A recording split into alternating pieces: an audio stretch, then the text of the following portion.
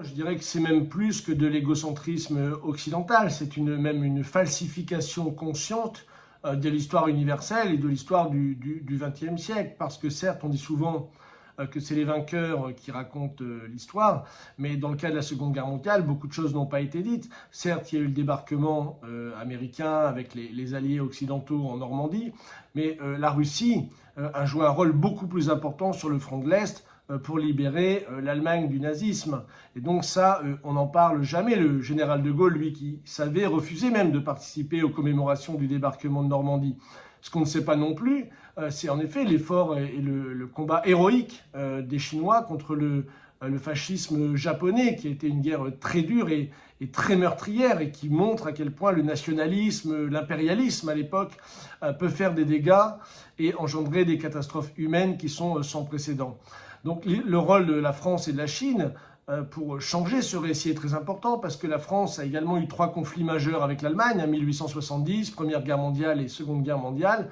Et la Chine également a été attaquée par le Japon à la fin du 19e siècle, et évidemment entre 1937 et 1945. Donc on a une histoire commune des luttes contre le fascisme et le nazisme qui doit être enseignée, qui doit être racontée, justement pour organiser une nouvelle discussion. Malheureusement, ce n'est pas le cas aujourd'hui. Il y a beaucoup de choses que partagent la France et la Chine, par exemple, qui ne sont pas connues. Très peu de gens savent que tous les grands leaders du Parti communiste chinois sont venus étudier en France. Deng Xiaoping, Zhao Xian, Cai Hessen, Chiang Xingyu, enfin, tous ces gens qui sont venus en 1920 dans le travail-étude, qui d'ailleurs, il y a un magnifique musée à Montargis qui raconte toute cette histoire, où Cai Hessen, on raconte même la légende qu'il aurait envoyé la première lettre à Mao mentionnant la création du Parti communiste chinois.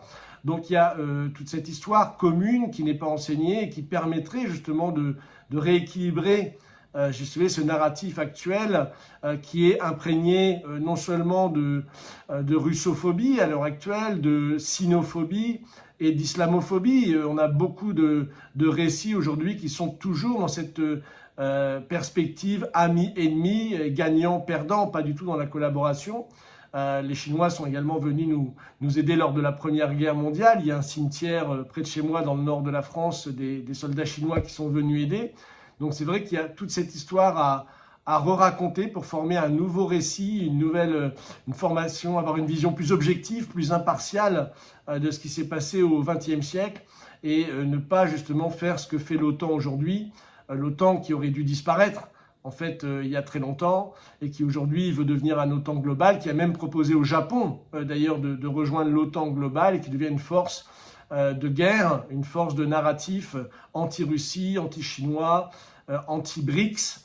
Et donc ça, c'est ça qu'il faut changer en racontant la collaboration historique entre nos deux pays et entre tous les pays du monde quand il y a à se battre contre le fascisme.